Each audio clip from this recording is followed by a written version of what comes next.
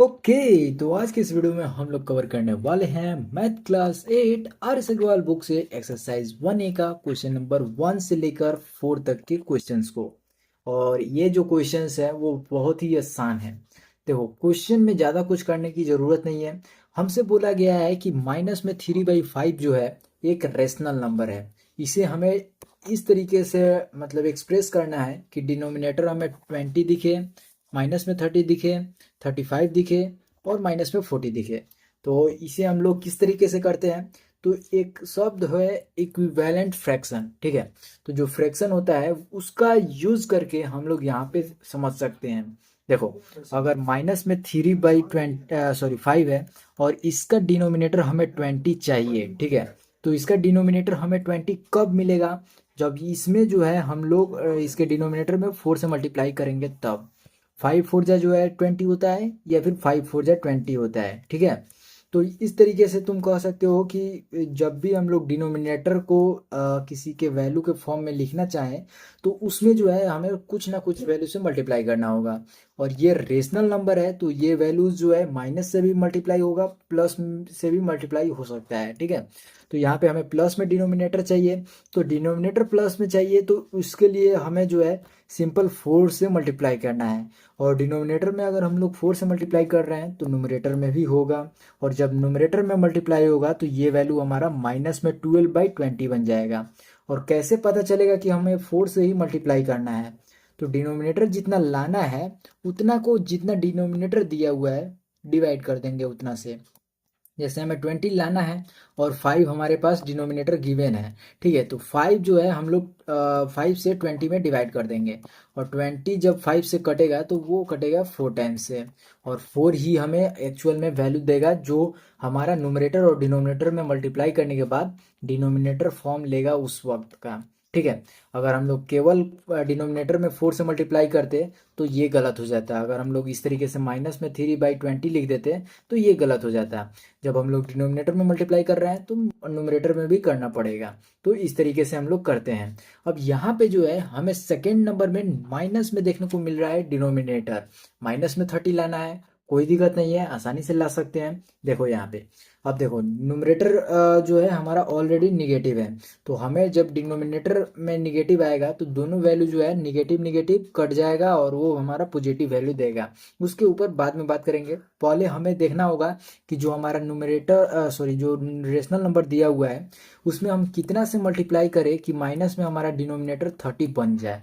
तो इस चीज़ को देखने के लिए हम लोग क्या करेंगे कि हमें 30 डिनोमिनेटर लाना है माइनस में। और हमें गिवन क्या है डिनोमिनेटर 5 ऑलरेडी। तो क्वेश्चन में जो दिया हुआ है उससे हम लोग डिवाइड कर देंगे। तो 5 से जब इसे डिवाइड करेंगे तो 6 आएगा और वो भी निगेटिव में। तो माइनस में 6 से हमें दोनों वैल्यूज में मल्टीप्लाई करना पड़ेगा, तब जाके हमारा वैल्यू जो है वो हमारा इतना डिनोमिनेटर फॉर्म ले पाएगा। तो तुम देख रहे हो कि न्यूमरेटर जो है 18 और डिनोमिनेटर माइनस में 30 बन रहा है। तो ये तुम्हारा रेशनल नंबर बन जाएगा। समझ में आया? हमें क्वेश्चन कहा गया था कि एक्सप्रेस कीजिए इतना वैल्यू जो है हमारा एक रेशनल नंबर है जिसका डिनोमिनेटर हमें 1 2 3 और 4 जो जो डिनोमिनेटर दिया है उस फॉर्म में। तो ये हमारा 18/30 माइनस में 30 हो जाएगा, जो कि एक्चुअल में हमारा बनता है माइनस में 80 और बाई में 30। अगर हमारा डिनोमिनेटर माइनस में 30 है तो प्लस में न्यूमरेटर जो है 8 हो जाएगा, ठीक है। तो इस तरीके से कुछ हम लोग जो है निगेटिव वाले केस में हम लोग बनाते हैं, ठीक है। तो ये वैल्यू भी सही है और ये वैल्यू भी सही है। ये हमें लिखने की ज़रूरत नहीं है इस केस में, क्यों? क्योंकि डिनोमिनेटर हमें निगेटिव में चाहिए, वरना निगेटिव में जो है डिनोमिनेटर हम लोग नहीं लिखते हैं। हम लोग जब भी लिखते हैं उसे हम लोग न्यूमरेटर में ही निगेटिव को दे देते हैं इस तरीके से, ठीक है। तो ये हमारा इस केस के लिए आंसर हो गया। अब देखो, थ्री में हमें चाहिए कि जो 35 है हमारा वो डिनोमिनेटर में चाहिए। तो माइनस में 3/5 हमारा क्वेश्चन है और इसमें हमें डिनोमिनेटर क्या चाहिए? 35। तो हमें कैसे मालूम चलेगा कि इसमें कितना से मल्टीप्लाई करेंगे कि ये वैल्यू आए? तो 35 को जो है हम लोग 5 से डिवाइड करेंगे। और 5 से क्यों? क्योंकि डिनोमिनेटर हमें 35 बनाना है। तो यहाँ से हम लोग जब इसे कैंसिल आउट करेंगे तो 7 आएगा। तो 7 से जो है हम लोगों को न्यूमरेटर में भी और डिनोमिनेटर में भी मल्टीप्लाई करना पड़ेगा। तो ये माइनस में 21 बाई में 35 हो गया। तो ये हमारा वैल्यू बन गया। अब सेम केस जो है हमें चौथा नंबर में भी बनाना है। कह रहा है कि माइनस में 40 हमें डिनोमिनेटर चाहिए। ये वैल्यू हमारा -3/5 है, और इसमें हमें बोला गया है कि -40 हमें डिनोमिनेटर चाहिए। तो -40/5 कर दिए, ये वैल्यू हमारा 8 आया, वो भी निगेटिव। तो -8 से जो है हम लोग दोनों में मल्टीप्लाई कर देंगे। कुछ इस प्रकार से जो है हम लोग प्रोसेस का यूज़ करते हैं, ताकि हमारा जो डिनोमिनेटर है वो हमारा बन जाए। तो इस केस में हमारा 24 और बाई में -40 देखने को मिल जाएगा। तो इस तरीके से हम लोग क्वेश्चन नंबर 4 को सॉल्व किए 1 का। ठीक है, और हम लोगों ने बात किया था कि 1 से लेकर 4 तक के क्वेश्चंस को हम लोग इसी वीडियो में कवर करने वाले हैं। तो आओ अपने क्वेश्चन नंबर 2 के ऊपर चलते हैं। ये रहा हमारा क्वेश्चन नंबर 2। क्वेश्चन नंबर 2 1 के मुकाबले जो है बहुत ही ज़्यादा आसान है। बस इसमें बच्चा लोग को क्या दिक्कत होता है कि डिनोमिनेटर जो है कम दिया हुआ है उस चलते। ठीक है, तो कोई दिक्कत नहीं है, बहुत ही स्मूथली जो है तुम्हारा वैल्यू बन जाएगा। इस केस में हमें क्या करना है, हमें इस केस में जो वैल्यू दिया हुआ है -42, यहाँ पे हम लोग लिख लेते हैं एक बार, -42/98 गिवन है। कह रहा है कि इसका डिनोमिनेटर हमें 7 चाहिए। तो 7 जो है हम लोग कैसे कहेंगे कि डिनोमिनेटर हमारा 7 आएगा। एक बार फिर से इसे सही से लिख लेते हैं। -42/98 है, ठीक है, ये 98 है, और हमें डिनोमिनेटर चाहिए 7। तो ये हमें कैसे मालूम चलेगा कि हमारा डिनोमिनेटर 7 कब आएगा। तो इस केस में जो है हमें मल्टीप्लाई डिवाइड करने की कोई ज़रूरत नहीं है। सिंपल ये जो वैल्यूज है इसे ही हम लोग कटाते चले जाएंगे, तो हमारा डिनोमिनेटर जो है वो 7 आ जाएगा। अब देखो कैसे, 7 से ये वैल्यू कटा है तो 6 आया। ये वैल्यू जब कटाएंगे 7 से तो ये आएगा हमारा 7 1 जा 7, और 7 4 जा जो है 28 होता है, तो ये कट गया हमारा। अब ये जो वैल्यू है ये 2 से अगर हम लोग कटाते हैं तो 3 मरतब में कटेगा, और ये वैल्यू हमारा 7 मरतब में कटेगा। तो तुम एक्चुअल में देख रहे हो कि ये वैल्यू तुम्हारा डिनोमिनेटर जो है वो मैच कर गया। तो हमें ज़्यादा कुछ करने की ज़रूरत नहीं थी। सिंपलेस्ट फॉर्म में जो हम लोग लाते हैं नंबर को, उसी तरीके से हम लोग जो है डिनोमिनेटर जब छोटा दिया रहता है तो उस तरीके से लाते हैं। ठीक है, सेम केस जो है 3 नंबर के लिए भी करेंगे। अगर तुम इसे सही से लिखना चाहो तो तुम पहले लिख सकते हो कि -42/98 हमें दिया हुआ है।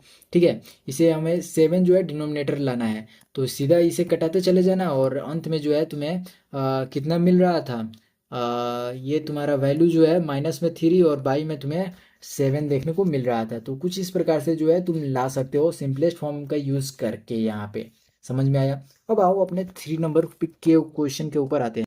ओके, तो ये रहा तुम्हारा 3 नंबर क्वेश्चन। सेम क्वेश्चन है, सेम कह रहा है कि एक्सप्रेस करना है ये जो रेशनल नंबर गिवन है उसका डिनोमिनेटर हमें 5 चाहिए। तो 5 के लिए हम लोग पहले तो जितना दिया हुआ है उतना लिख लिए। अब देखो सिंपल सिंपल स्टेप से हम लोग इसे कटाएंगे। पहले तो 2 से कटाएंगे, तो ये हमारा 4, और ये आ गया हमारा 42 आ गया। यहाँ पे हम लोग पहले सही से लिख लेते हैं, ये हमारा 60 है। 2 से कटा है, 2 जा 4 और 4 2 जा 8, या फिर 2 4 जा 8। ठीक है, ये वैल्यू हमारा 30 से कटेगा। 30 से अब ये जो वैल्यू आया तुम्हारा 6 से डायरेक्ट कटा सकते हो। 6 4 जा 24 और 6 5 जा 30।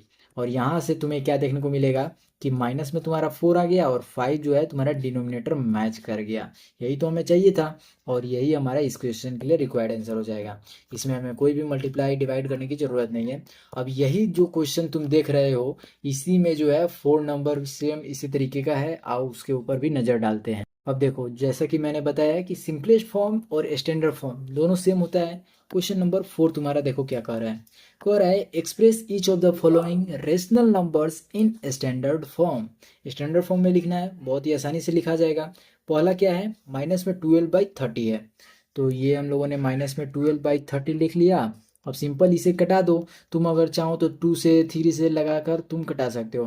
हम लोग डायरेक्ट 6 से लगा दे रहे हैं, तो 6 2 जा में कट जाएगा 12, और 6 5 जा में कट जाएगा 30।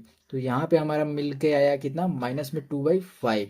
और ये जो -2/5 आया ये हमारा सिंपलेस्ट फॉर्म हो गया। ये हमारा इसके लिए आंसर हो गया। ठीक है, अब आते हैं सेकेंड पे। सेकेंड में हमारा क्या कह रहा है कि -14 और बाई में 49। तो ये वैल्यू जो है 7 से हम लोग डायरेक्ट कटा दे रहे हैं। 7 2 जा और 7 7 जा, ये अब आगे नहीं कटेगा। तो ये वैल्यू हमारा इसका स्टैंडर्ड फॉर्म हो गया। समझ में आया। और इसी तरीके से थर्ड नंबर में भी हम लोग करेंगे। 24/-64 कहा है, तो ये जो वैल्यू है ये तुम कटा सकते हो। 2 से भी कटा सकते हो, और तुम चाहो तो इसे कितना से कटा सकते हो, 8 से भी कटा सकते हो। हम लोग पहले 2 से कटा ले रहे हैं। टू से कटाएंगे तो टू वन जा सॉरी 12 टू जा जो है 24 होता है, और टू थ्री जा 6 और टू टू जा 4, ये कट गया। अब ये जो है तुम कटा लो 6 से, टू मतलब 2 6 जा 12, और ये तुम्हें 16 से कट जाएगा। ये वैल्यू जो है 3 से कटेगा और ये वैल्यू तुम्हारा 8 से कटेगा। तो यहाँ पे तुम्हें क्या देखने को मिलेगा कि जो वैल्यू आया तुम्हारा वो एक्चुअल में आया कितना, माइनस में 8, 3/-8 आया, ठीक है। लेकिन हम लोग जो है कभी भी डिनोमिनेटर में जो है माइनस नहीं लिखते हैं, इस वजह से जो है ये डिनोमिनेटर का निगेटिव जो है ऊपर चल जाता है, माइनस में 3/8 हो जाता है, ठीक है। इस तरीके से लिखते हैं। यहाँ पे अब लास्ट वाला जो 4 नंबर हमारा है वो क्या कह रहा है कि माइनस में 36, ये 36 है, और बाई में माइनस में 63, ये हमारा स्टैंडर्ड फॉर्म में चाहिए। तो पहले माइनस माइनस कैंसिल आउट हो जाएगा, 3 से कटा दो तो ये वैल्यू हमारा 12 से कट जाएगा और ये वैल्यू हमारा 21 से कट जाएगा। फिर 3 से कटाओगे तो 3 4 जा 12 और 3 7 जा 21 आ गया। तो ये 4/7 जो तुम्हारा आया ये तुम्हारा इसका स्टैंडर्ड फॉर्म आ गया, ठीक है। और इसी के साथ जो है हमारा ये क्वेश्चन जो है ये वीडियो ख़त्म होता है। हम लोगों ने इस वीडियो में 1 से लेकर 4 तक के क्वेश्चंस को सॉल्व किया है। अगर तुम कोई और एक्सरसाइज बना रहे हो तो उन सभी कोई के ऊपर अगर वीडियो बनी होगी तो तुम प्लेलिस्ट में जाके चेकआउट कर सकते हो। अगर नहीं बनी है तो कमेंट कर सकते हो, उसके ऊपर वीडियो बना दी जाएगी। और इस वीडियो को लाइक करना, अपने दोस्तों के बीच में शेयर करना, और सब्सक्राइब तो ज़रूर से कर देना। मिलते हैं अगली वीडियो के साथ, तब तक के लिए बाय।